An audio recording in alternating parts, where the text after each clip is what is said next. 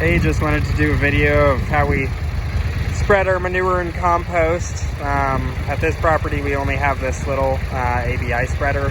We have some bigger ones at other areas, but for its size the spreader actually works really well. We've had a couple different brands in these small spreaders, and all of them seem to have a lot of issues and break pretty often, where this one, it really doesn't have any issues. I don't think we've ever had anything break on it, and it's had almost daily use for probably 5 years at this point in time. As long as you keep everything greased, it seems to be good to go. And it's ground driven. You basically just have two levers. This one activates it and puts the chain down to the drive sprocket, and this one controls how fast the chain empties it out. So, you know, one notch is going to be the slowest, and then if you move it all the way down, that's going to be the fastest. But I'm just going to load up some compost and go from there. So I put one bucket load in. We're using a Massey Ferguson 271 with a Great Bend 440 loader on it, and I've got a 1,200 pound just homemade concrete ballast on the back of it. It works really well, and the spreader can hold one good sized bucket. And then we're just using a John Deere Gator 625i gas to tow it with, and it works really well. So with it full, all you have to do to get it ready to use is take this, flip that up. That stops it from falling out the back of the spreader for the most part until you're ready to go, and when it flips up, it also helps kind of protect you from rocks and things flying up at you. We're going to set this lever to the one notch, and that'll basically drop the chain onto the drive sprocket over there. And then I'm going to set this at the fastest notch because it's pretty fine compost. If you're spreading something with a lot more hay or raw manure in it, then you can put it on a slower setting and it works pretty well.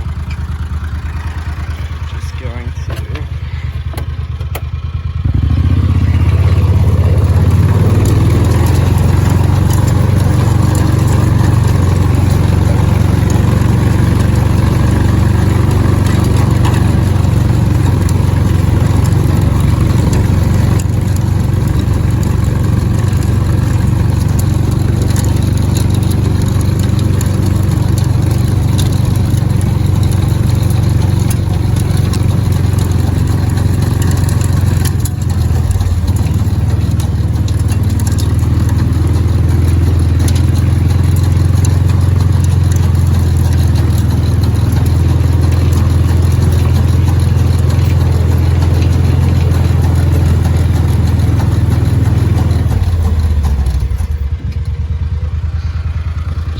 run it until you get the majority of it out of there.